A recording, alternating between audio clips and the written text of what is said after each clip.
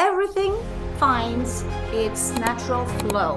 When we use embodiment, we all find our natural flow in whatever we do. You always have to wait for the butterfly to be ready until it's ready to fly, right? We cannot expect to have different results if we keep on trying with the same methods. We can never apply something unless we have tried it out ourselves. So the work you're doing now with your students is healing parts of themselves for the future. Welcome to Edu Leaders Speak, the podcast where trailblazers in education share their insights and innovations. Here, we delve into the heart of teaching and learning, exploring how today's educators and educational leaders can inspire, empower, and transform. Today, my guest is Karydi, the founder of Dramactivate, where she trains teachers to teach English through embodiment. Evie is an EFL teacher, the owner of iLearn language school in Greece, a certified storyteller, and educational drama coach. She's also a teacher trainer and a volunteer educator with a Hands Up project, but above all, she's an ardent supporter and practitioner of lifelong learning and wholeheartedly believes that teaching is a word of heart. Evie, thank you so much for being here with me. Well, thank you for inviting me. And yes, teaching is a work of heart and a work of love, and it couldn't be otherwise. You know that better than anyone else. Yes. And what happens when teachers embody this wholehearted learning for themselves first, and then in their teaching? Yeah, a revelation happens in themselves and in their teaching and in their students, and everything finds its natural flow. When we use embodiment, we all find our natural flow in whatever we do. And teaching language without using embodiment, for me now, seems something incomprehensible. I cannot go back to how it was before I taught English without using embodiment. I cannot even recollect the times. Maybe I have deleted, erased the memories. I don't know. It's so powerful. You can see the transformation in your students. We can see the way that students bond in classes. They bond among themselves. They bond with the teacher, and they feel that they have achieved something, not only language-wise, but communication-wise, social-wise, as a group. And that's magic. Tell us a bit about your personal journey that led you into teaching, and then the teaching journey that led you into embodiment. Yeah. Drama. Well, my personal journey, I've been teaching English for many, many years. For 29 years, since I was a university student. And throughout my career as a teacher, I've always been active in, being informed about new methods, new techniques, attending seminars, later on webinars when Zoom came into our lives. I reached a point 9 years ago where I felt I had reached a level where I could not progress myself. I mean, okay, I had done the seminars, the webinars, but I felt that something was missing, and I started looking for ways to ignite the interest in myself first, so that I could inspire my students later on. So my paths crossed with drama and storytelling, and a whole new world opened up. First, I was really hesitant in using these techniques with my own classes.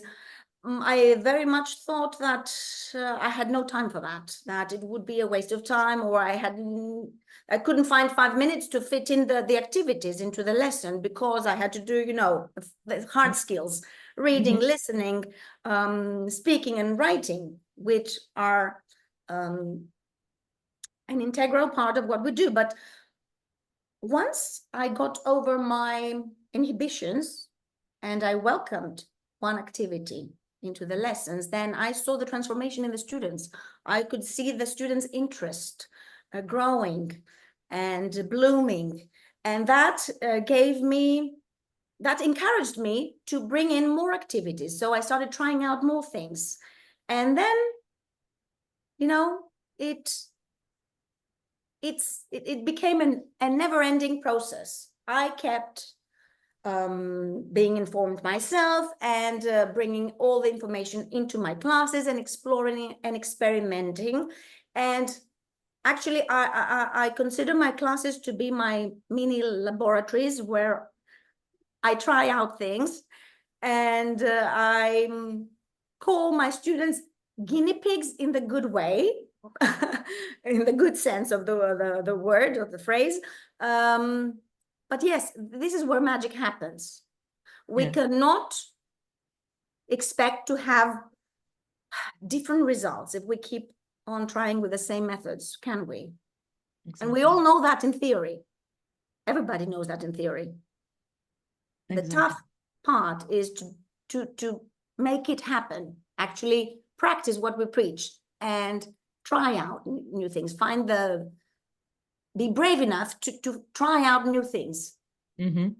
And these your guinea pigs or your beta testers are they good judges of what you do? Do you believe? Of course. And even if now I consider myself to be an experienced drama practitioner, but still, even if I come with the best ideas in class, my students are the judges, as you correctly said, and I might need to transform and adjust the activities that I have prepared on the spot. And basically, my students are the criterion by which I decide whether I keep an activity. Exactly. Or ditch the activity. How lucky you are, right? And so before you take something into your teacher trainings, you have already tested it. Of course. The actual. That's the only way of doing it. Otherwise, you can't do it. Yes. I cannot preach something that I haven't tried myself.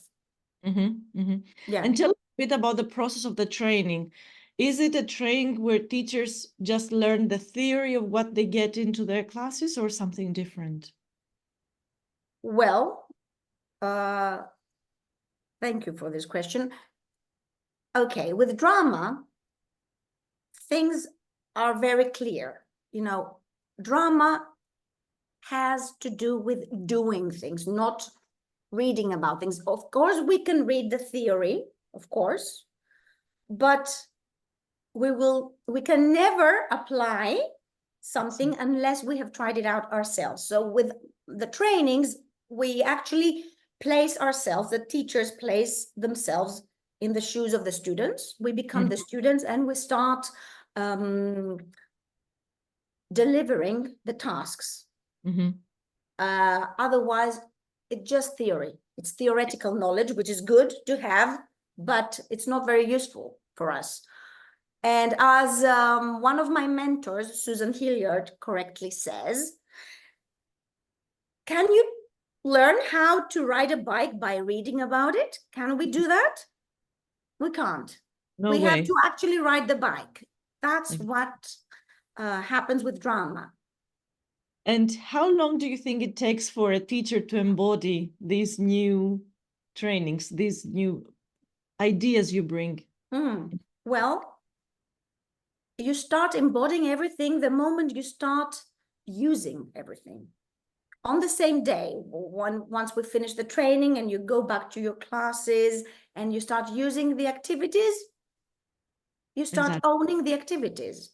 Exactly. Can somebody embody without testing them out? by waiting to get ready? Of course not. Of course not. You just keep collecting pieces of information, useful pieces of information, really interesting pieces of information. But why would you do that if you don't intend, if you have no intention of using them? Yeah, why? Just for, I don't know, a collection of knowledge in your head? Or to get ready? There is no such thing as getting ready just in your mind, right? We Well, always get ready by taking action. yes. Which is exactly what happened to me, I have to admit. And somebody had to give me a push. And you do know who that somebody was, don't you? It was you. I knew what I was ready to do. I knew what I was capable of doing. But I had this fear of being exposed. Of being, yes, perfectly ready. And you just pushed me. You just did this. And there I was. Yes. So that's the only way of doing it. A little bit of tough love and a slight pushing, right? Yes, exactly. And you always have to wait for the butterfly to be ready until it's ready to fly, right? You cannot just slit the cocoon and see, are you ready? Are you ready? Because then the butterfly will not fly eventually and die. So how do you practice what you learned in this coaching process on yourself? How do you practice that with your trainees? Do you push them to do things, or do you?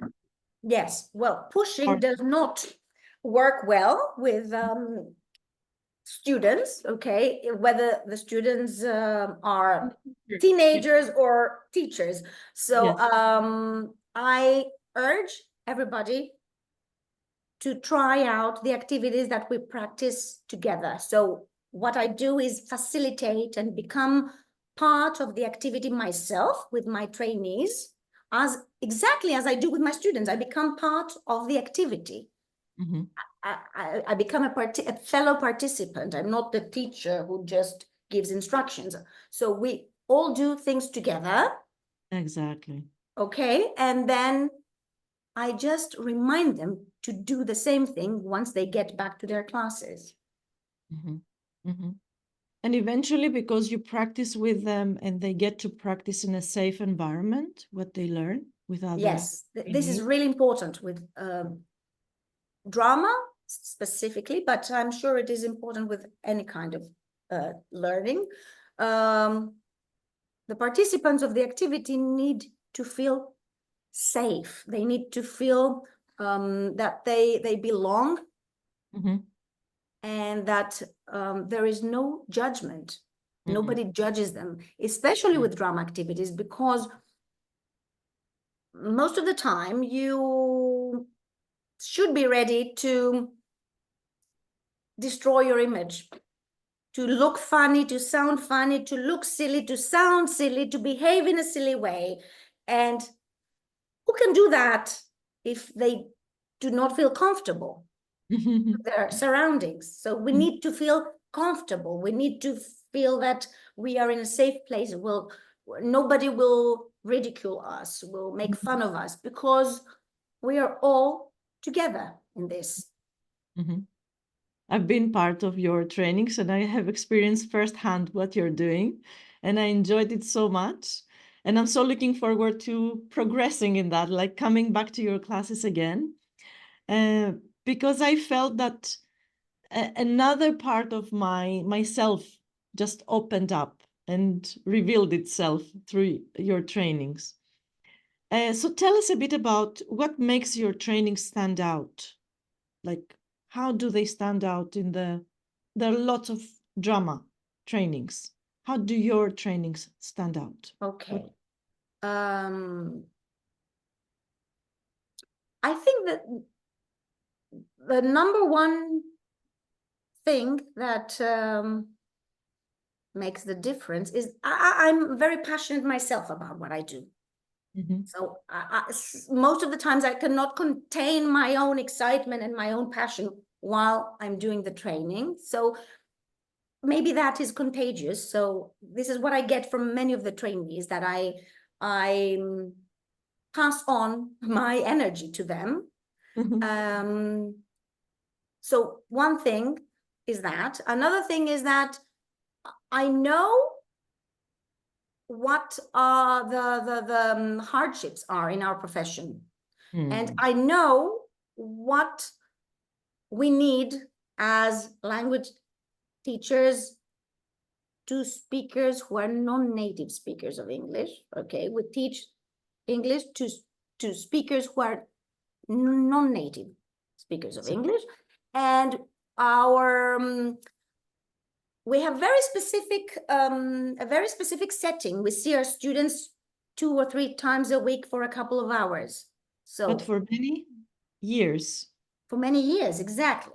So, I have adjusted, I have transformed the course in a way, the training in a way, so that it fosters those specific needs.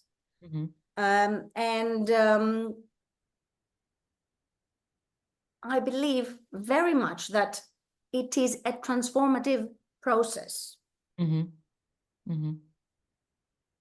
And tell us a bit about the synchronous and asynchronous way of teaching drama.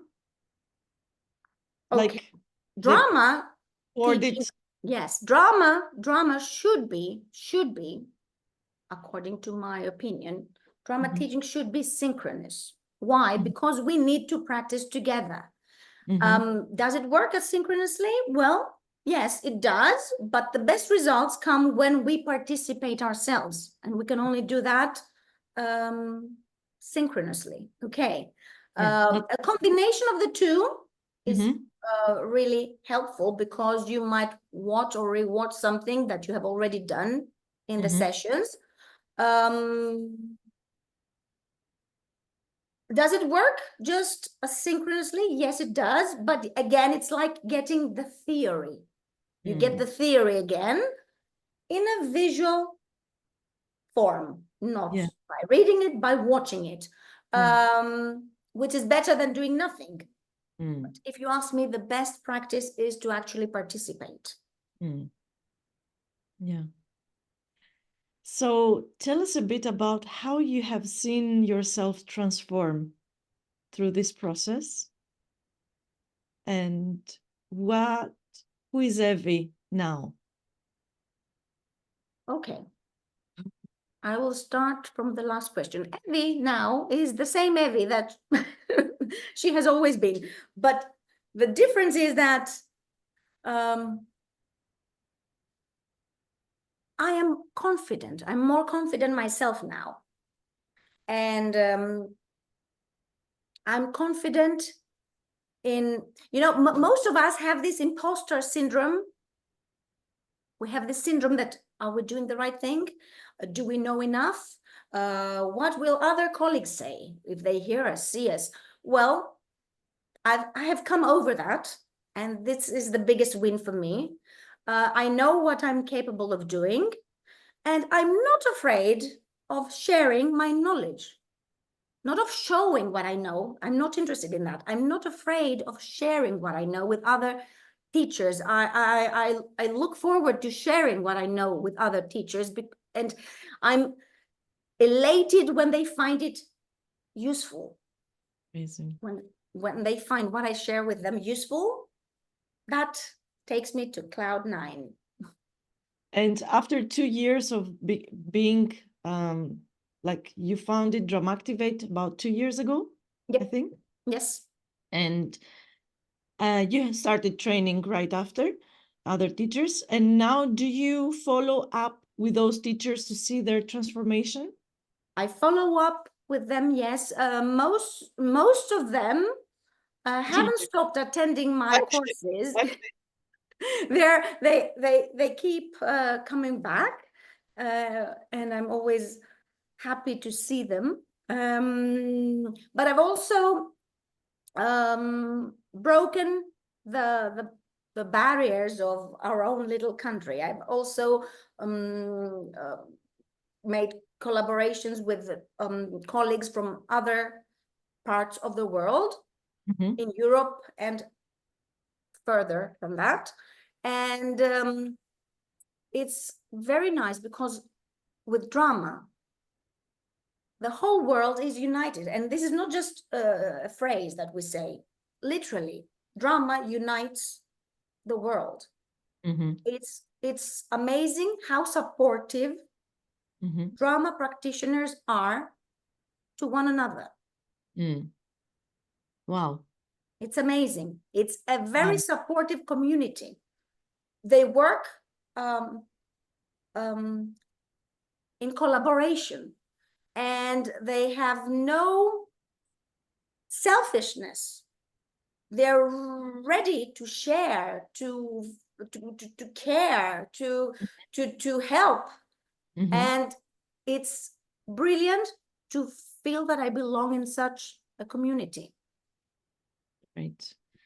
And now you have spread your wings in other countries and collaborations with other people of other countries. How does this feel now?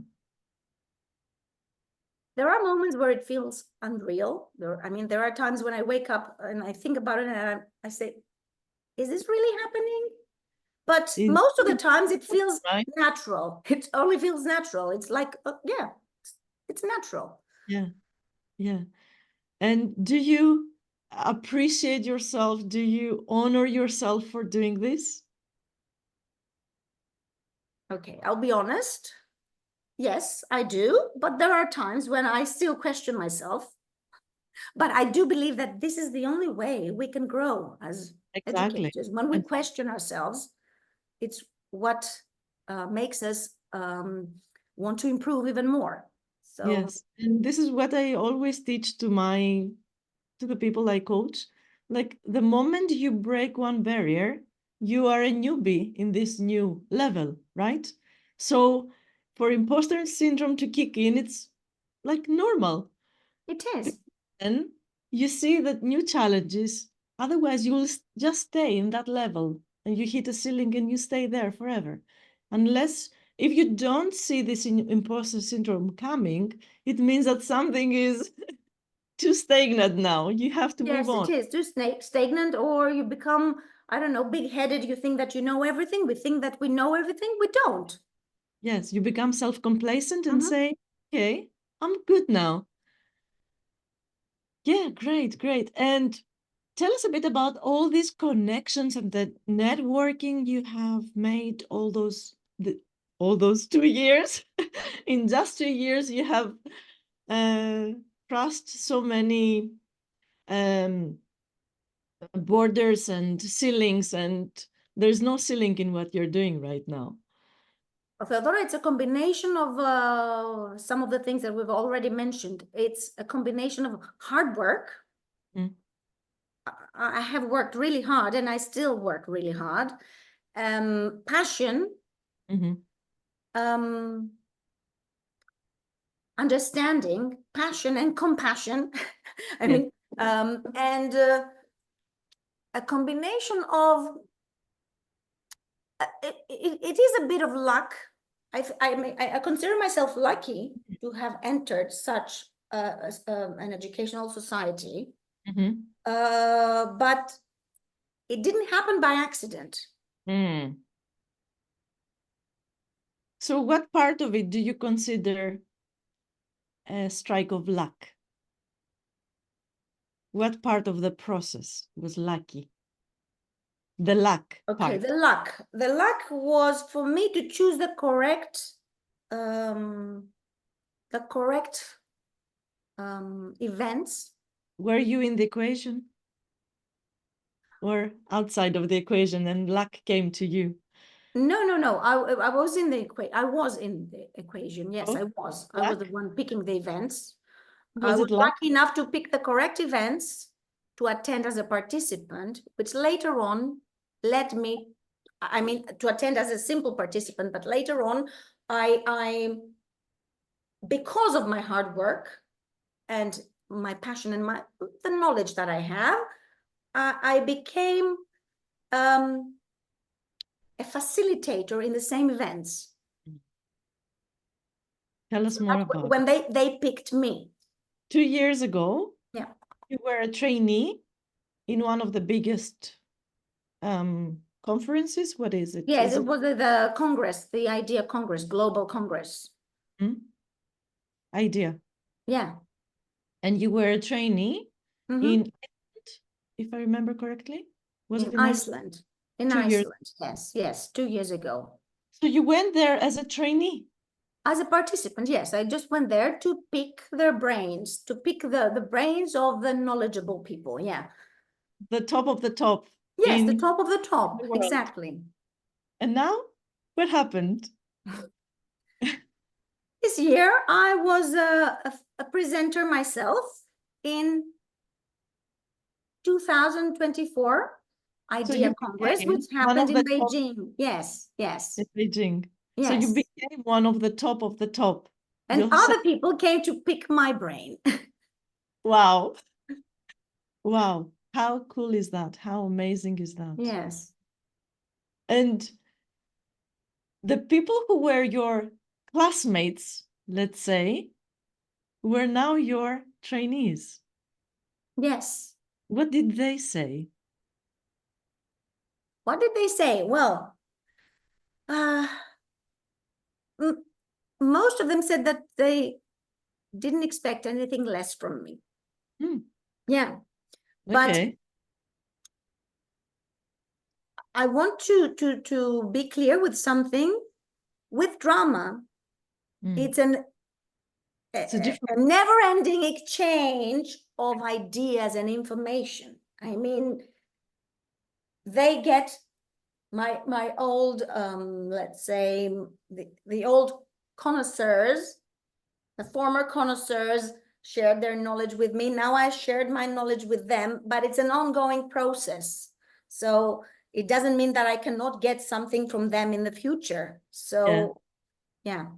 And it's like holding space for them to do the same. Yes, exactly. To spread the word to other teachers so they become teacher trainers eventually. Exactly. Right? Holding space and waiting for them to invite you or to get invited by you in a training, the same way you got invited in Finland by just one connection you made, right? Yes, one connection. Yes.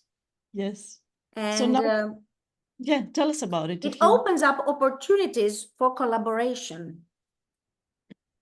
And as educators, it's most of the time, because we are educators and entrepreneurs, we are, aren't we? We are both.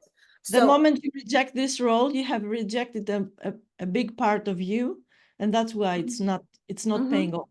Yes. So many of the offers, of the suggestions, are business suggestions, like so you get proposals. Yes, but ongoing proposals but it's not just for business. There are suggestions that combine business with educational purposes, and there are other suggestions that are purely educational. And I never reject any suggestion, any proposal. Okay. So in Finland, you just did your whatever you would do in any other country. You just networked, like connected with a person you knew from Finland. Yes. And then you landed in a classroom. Yes. And then I got invited by the school. Exactly. My friend Nina, who is in charge of the drama in Finland, to teach Finnish part of the Finnish curriculum. She's in charge of that. She extended an invitation to me, and I went to her school, to the school where she works outside Helsinki, and we crafted together a session on emotions for a group of teenage girls. And it was their first session for the school year. So we spent 3 whole hours with them, experimenting, collaborating. And you know how teenagers are, especially, they are very reluctant, especially to someone new whom they don't know. But after 2 we hours, broke many barriers, yes, and we worked together. But at the end, after the break, the girls, obviously during the break, chose to surprise me. So they prepared a mini dance song, action song, to teach me at the end of the session. Oh. And yeah, it was their gift to me. And wow. After only a couple of hours with you, yes. a new personality in themselves. I'm so happy for this. And yeah, and it's not only Finland, it's so many other countries that you have opened your wings to, and you get these proposals and the people ask for quotes all the time. What do you think is going to be, what's opening up now for you? What do you see opening up in the near future? In the near future, well, there are plans for the near future. There are events that are happening in Germany, in Austria, that I'm taking part in Greece, in other parts of Greece, northern Greece, and some other parts of Greece. These are planned events, already planned events, but I cannot reveal what it is. Oh no. Yeah. Don't need to. Unless the Get curious, right? they do that first, and then I can repost. Yes. But I cannot predict the future. That I cannot do. But what I can do is I can tell you what I want for the future. What I wish. What do you envision? Well, my vision is to keep my passion. This is my biggest wish, for my passion not to wane. Because obstacles appear all the time in our lives. So my biggest, wish is for my passion not to wane, and to keep my mind and my eyes open to new information and to new possibilities. Sometimes we get so involved in our daily lives that we cannot see a door that is opening or a window that is opening. It's open and we can't see it is open. We think it is shut. Well, I wish to be able for the rest of the time to see those open doors and windows. Yeah. So imagine yourself in 2035, let's say. And 2035, 10 years, 11 years from now.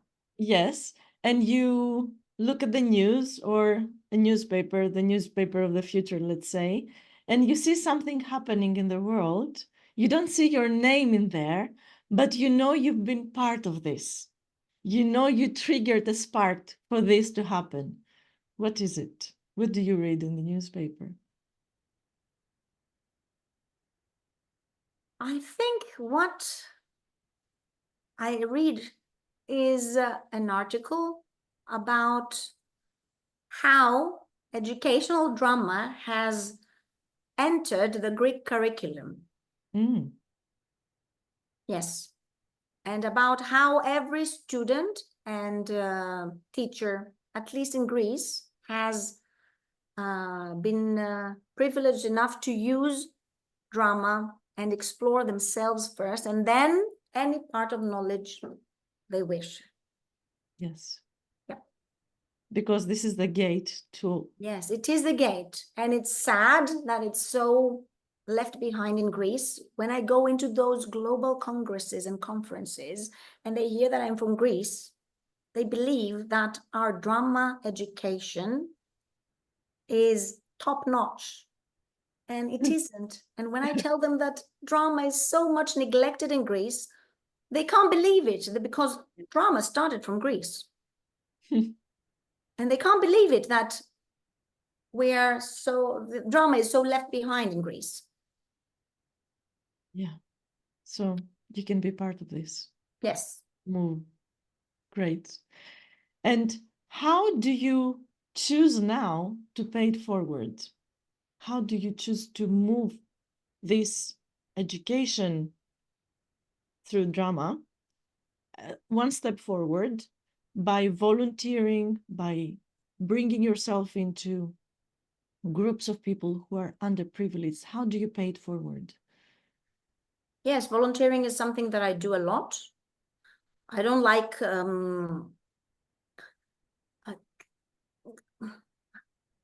talking about it because I don't do it for promotional purposes or reasons. Okay, I do it because I want to, but I do believe in volunteering. But I isn't do believe like drama, isn't it a way to bring it, to pay it forward, like bringing this knowledge to other people? Isn't it a brilliant way for any educator to pay it forward? It is. Yes, it is. And it's amazing how these underprivileged teachers or students accept the knowledge and how they use it and with what passion and how much they savor every sentence, every word that you are willing to share with them. And those underprivileged students and teachers are willing to use everything on the spot. Yeah. Basically, what I'm urging my trainees to do, use the activities on the same day. Yeah. So this happens without me saying so with underprivileged students and teachers. Yeah. Because they're hungry for something more, hungry to new practices, and they do embody because you have this gift of having them sip everything into themselves. Right? Great. Yes. Great. That's such a wonderful journey, Evie, such a wonderful journey. And what is my final question is, what tip can you give to other educators? Either the ones who have seen what drama is or the ones who haven't seen, haven't tried, haven't tested, and they're resistant. What is one? I would tell them that not to be afraid to try it. Some teachers might think that they don't have the talent or they're not creative enough. Well, not their role, maybe. Maybe it's not their role to do this in their class. Maybe it's not their role. Well, one thing is certain: creativity is not a talent; it's a skill. So, if it's a skill, we can develop it. So the more they delve into it, the more they practice it, the more creative they will become, and we shouldn't be afraid to try things. Yeah. And first we do it for us. Yes, exactly.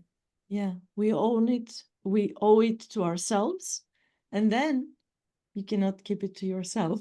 It just flies away through you. Great, Evie. Wonderful conversation. So for this final part, I play a game with my guests. I like games. Bring for you my books. I don't know if you can see all of them. Yes. Throw the list every time. And I want you to pick a book, any of the books. If you cannot read the title. The last one, Breaking the Habit of Being Yourself. Nice. Joe Dispenza. One of my favorites. Okay, so now you give me a page number. Any number? Okay. Any. So any pages. So okay, 18. 18. This could be in the introduction. Let me see. Oh, if it's the introduction, I will pick another one. Joe Dispenza, there is always something to say, even in the first page. 18. And now give me a line. Line 4. 4. All right. So he's talking about an experiment he's doing in the hospital. The prayed for, so I'm going to read the fourth line, Okay. and we're going to discuss how this resonates and what lands for you when you hear. Okay. Yes, I could read it twice. The prayed for patients actually got better during the 1990s from the experiment conducted years later. Let me say this another way. The patients who were prayed for in 2000 all showed measurable changes in health, but those changes took effect years before. So the patients were prayed for, someone prayed for them. Yes. Hmm. Yes. Does this resonate with anything you're Yes, it doing? does. To me, that line means that someone really cared about them, cared so much about them. They expressed their care in the form of praying. Okay, prayer. And it resonates with what we do. We care about our students. I don't know if we pray for them or not, but we work for them really hard. And we do that now so that our students can progress later on in their life. Wow. Wow. So true. So true. So the work you're doing now with your students is healing parts of themselves. Exactly. To the future. Of course. Wow, that's mind-blowing, isn't it? It is. And it's Wow. so true at the same time. Mind-blowing and absolutely true at the same time. We affect Yeah. our students' lives. And since we do that, whether we want it or not, at least we should be doing it in the best possible way. Yes. So what if we considered what we're doing now as a prayer for our students' future? Wouldn't be so such a big relief from the burdens we are focusing on right now, and teach the material and do this and that, and focus on the prayer that we are doing with our students. Wow, I'm blown away. Yes. Is the connection you made with what we read. So I love this game. It always reveals something I wouldn't have thought in any way. I have never played it before, but it's something that I really enjoyed. And thank you for sharing it with me, Theodora, because now I will be using it with my own students. That would be wonderful. It's a wonderful game, and it always works. I use it with my students, my teacher trainees, and everybody, and my guests in my podcasts now. So thank you, Evie, for this wonderful conversation. It's always a revelation. I always enjoy our conversations. I always learn so much from you. Thank you for inviting me. And likewise, I always enjoy and learn new things from you. And please keep doing what you do. Thank you. You too.